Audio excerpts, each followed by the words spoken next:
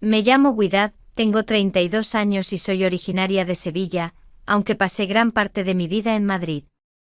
Cuando tenía 27 me casé con un hombre que parecía perfecto para mí, responsable, trabajador, atento. Al principio todo iba bien, pero poco a poco descubrí algo de mí misma que cambió el rumbo de mi matrimonio. Desde la adolescencia había sentido una intensidad en mis deseos que me hacía distinta a mis amigas. Mientras ellas hablaban de moda, estudios o viajes, yo me sorprendía soñando demasiado con el otro lado de la vida, ese que no se comenta en voz alta. Cuando me casé, esos pensamientos se volvieron más reales y más exigentes. Mi exmarido trabajaba muchas horas en una empresa de construcción, volvía agotado, y yo quería que estuviera conmigo más veces de las que él podía. 3, 4 veces al día era imposible para él. Yo lo intentaba comprender, pero dentro de mí ardía un fuego que no sabía apagar. Me ponía vestidos ajustados, de esos con encaje discreto que parecen inocentes pero que esconden un secreto, me pintaba los labios de rojo y caminaba descalza por la casa con tobilleras de plata, solo para llamar su atención. Y aunque al inicio él respondía, después comenzó a esquivar mis gestos. Recuerdo una noche de verano en nuestro piso de lavapiés.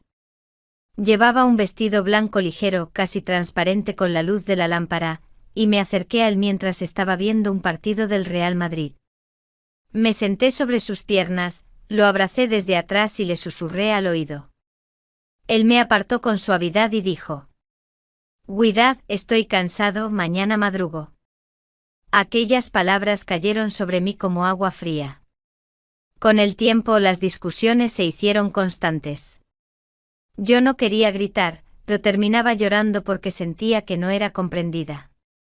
Había días en los que me encerraba en el dormitorio con las persianas bajadas, buscando calmarme sola, encendiendo velas aromáticas y poniéndome guantes de seda que me rozaban la piel como un pequeño fetiche secreto. Eran momentos íntimos censurados incluso para mí, pero que me daban un respiro. Fui a ver a una doctora en Madrid, especialista en salud femenina. Tras escucharme me dijo: «Tu caso es poco común. Lo que sientes es como una obsesión. Necesitas terapia, más que medicinas». Salí de su consulta confundida y avergonzada.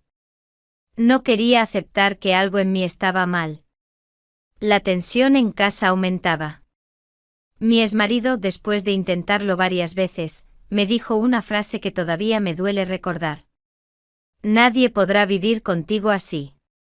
Ese día supe que el final estaba cerca. Poco después él pidió el divorcio. Regresé a la casa de mi padre, un hombre fuerte, viudo desde hacía años, que siempre me trató como a una reina. Mi hermano menor también vivía allí, un chico alegre, lleno de vida. Ellos no sabían la verdadera causa de mi divorcio, inventé excusas, diciendo que no éramos compatibles, que había discusiones sin importancia.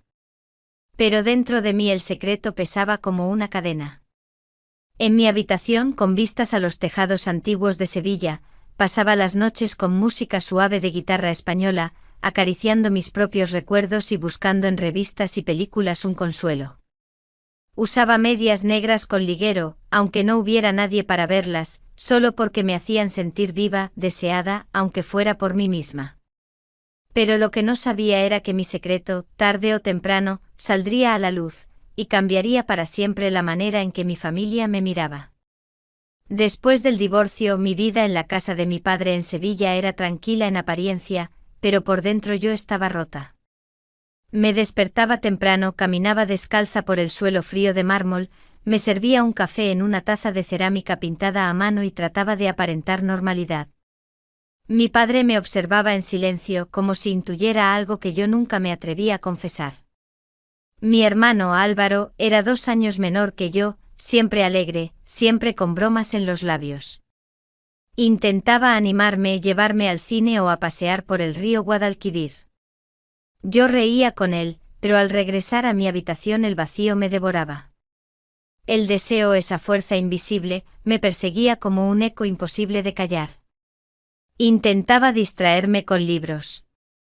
con películas antiguas, incluso concursos de cocina. Preparaba paellas coloridas con mariscos frescos o tortillas de patata doradas, servidas en platos adornados. Me vestía con esmero, faldas largas de lino blanco, blusas de encaje cerradas hasta el cuello, pulseras de plata que tintineaban con cada movimiento. Nadie sospechaba que debajo de esa imagen recatada yo llevaba medias de encaje, un pequeño secreto que me hacía sentir diferente. Un día mi padre decidió hablar conmigo. Se sentó frente a mí en el salón, rodeados de muebles antiguos de madera oscura. Widad, me dijo con calma, tu separación, no logro entenderla. Los motivos que me diste no tienen sentido. ¿Hay algo más que me ocultas? Sentí que la sangre me abandonaba. Me limité a bajar la mirada y a murmurar. No, papá, simplemente no éramos compatibles. Él asintió, pero no quedó convencido. El verdadero golpe llegó una tarde. Yo estaba en mi cuarto con la puerta entreabierta, intentando relajarme. Había encendido una vela con aroma a canela, llevaba puesto un camisón de seda azul oscuro que me había regalado una amiga. Cerré los ojos, dejándome llevar, creyendo que estaba sola. De pronto escuché un ruido y vi la silueta de Álvaro en la puerta. ¿Qué haces?, preguntó sorprendido, sin saber si reír o enfadarse. Me quedé paralizada. El camisón se pegaba a mi piel, revelando más de lo que debía. Yo quise gritar, pero no pude. Él dio un paso hacia mí y susurró. No te preocupes, eres mi hermana. No diré nada. Me cubrí con una manta ligera, temblando, incapaz de responder. Sentí una mezcla de vergüenza y alivio, porque por primera vez alguien de mi familia se acercaba peligrosamente a la verdad. Esa noche no pude dormir. Me puse un vestido largo de terciopelo burdeos, con un cinturón dorado que resaltaba mi figura. Caminaba por el pasillo de la casa, escuchando los ronquidos de mi padre y los pasos de mi hermano que iba y venía por la cocina. En mi cabeza giraba una idea, mi secreto ya no estaba seguro. Y lo peor era que yo no sabía si quería que siguiera oculto. Los días siguientes se volvieron extraños. Álvaro me miraba de una manera distinta, como si aquel momento en mi cuarto lo hubiera marcado. Yo trataba de comportarme como siempre, preparando la mesa con manteles bordados, sirviendo gazpacho frío en cuencos de barro y sonriendo como si nada pasara. Pero en sus ojos había algo nuevo, una curiosidad peligrosa que me inquietaba. Una noche calurosa de agosto mi padre se acostó temprano. Había tomado su medicina y dormía profundamente como solía hacerlo. Yo estaba en mi habitación, vestida con una bata ligera de color marfil que apenas me cubría los hombros. Quería leer un libro, pero no podía concentrarme, el calor, el silencio de la casa y mis propios pensamientos me revolvían por dentro. De repente escuché un golpe suave en la puerta. ¿Puedo pasar? Era la voz de Álvaro. No tuve tiempo de contestar, él ya estaba dentro. Se sentó al borde de mi cama, mirándome con esa mezcla de picardía y ternura. No tienes que avergonzarte conmigo, dijo en voz baja. Ya sé por qué discutías tanto con tu marido. Me quedé muda. ¿De verdad sabía? ¿O lo intuía? Su cercanía me ponía nerviosa. El roce accidental de su brazo con el mío me erizó la piel. Me cubrí con la manta, aunque el calor era insoportable. Álvaro, no hables de eso, murmuré con la voz entrecortada. Él sonrió como si quisiera quitarle importancia y añadió. No lo contaré. Pero tampoco quiero que sufras más. Esas palabras me golpearon fuerte. ¿Qué significaban? ¿Era compasión? ¿Era un secreto pacto entre nosotros? Me sentía atrapada en un laberinto, una parte de mí quería huir, otra se sentía aliviada de no estar sola con mi carga.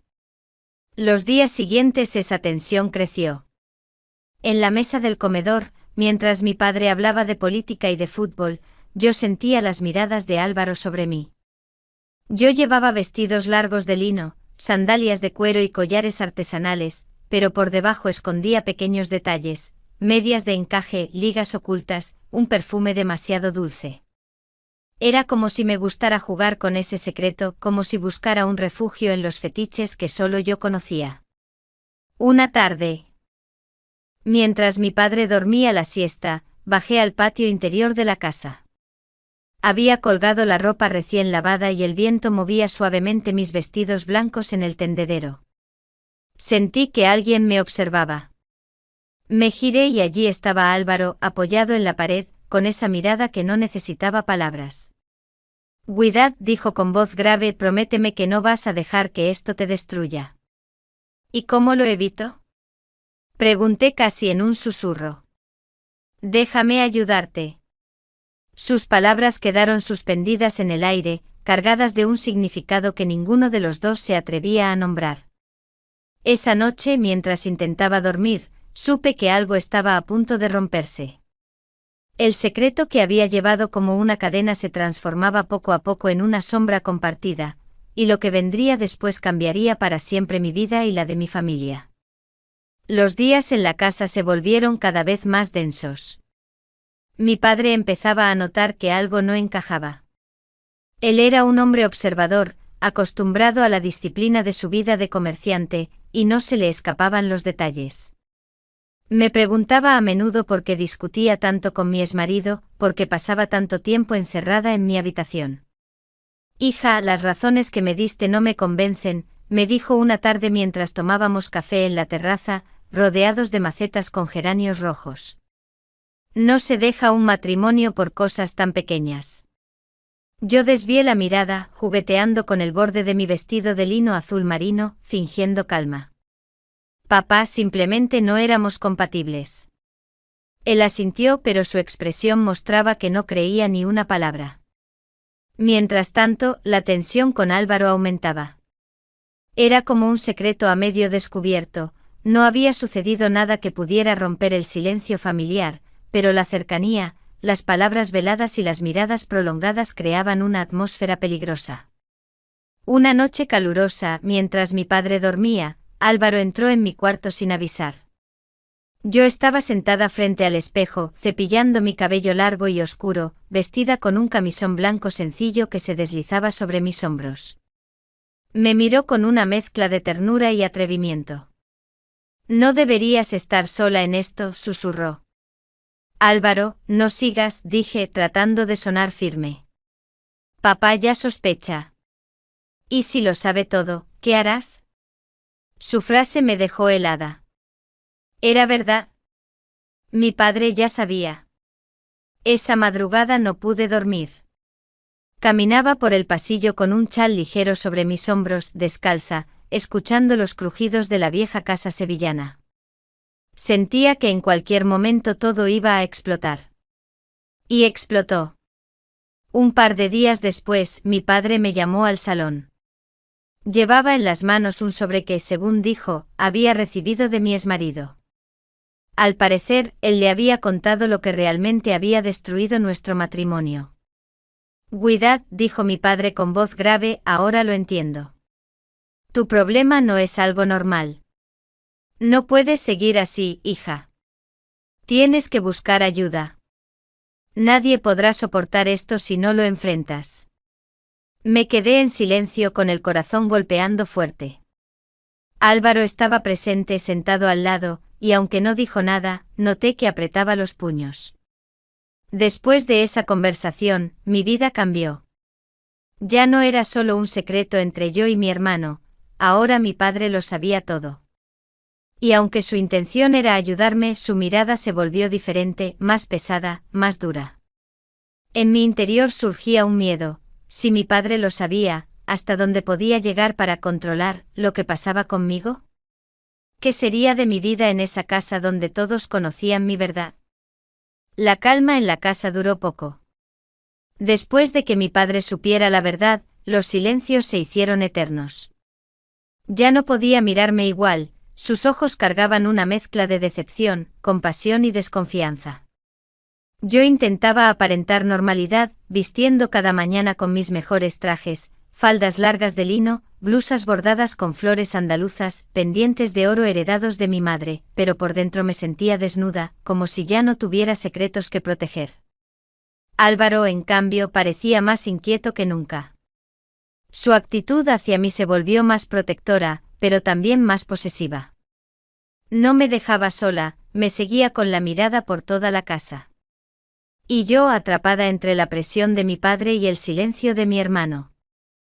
Sentía que mi mundo se estrechaba. Una noche, mientras la ciudad dormía y las campanas de la iglesia cercana daban la medianoche, ocurrió lo inevitable. Estábamos los tres en casa, mi padre en su cuarto, Álvaro y yo en el salón. Habíamos estado viendo una película mexicana antigua en la televisión, pero apenas prestábamos atención.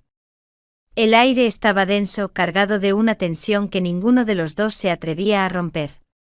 Álvaro se levantó y me dijo con voz baja: «Cuidad, no quiero que sigas sufriendo. Papá no entiende, pero yo sí». «No digas eso», susurré con miedo de que él cruzara un límite. «Si no encuentras ayuda afuera, yo estaré aquí». En ese instante escuchamos pasos. Era mi padre, que entraba en el salón con gesto severo. Nos miró a los dos como si hubiera leído en el aire lo que no nos atrevíamos a decir. «Basta», dijo con voz firme. «Esto no puede continuar». Su mirada se clavó en mí, como un juez dictando sentencia. Yo sentí un escalofrío recorrerme el cuerpo. ¿Qué iba a hacer? ¿Encerrarme? ¿Llevarme a un médico contra mi voluntad? ¿O algo peor? Esa noche no dormí. Me quedé en la ventana de mi cuarto, mirando las luces lejanas de la ciudad, los balcones adornados con macetas, el murmullo de la madrugada sevillana. Y dentro de mí apareció un pensamiento oscuro: ¿y si mi padre y mi hermano ya tenían un plan para mi futuro? El amanecer me sorprendió con el corazón encogido. No sabía qué pasaría después, pero tenía claro que nada volvería a ser igual.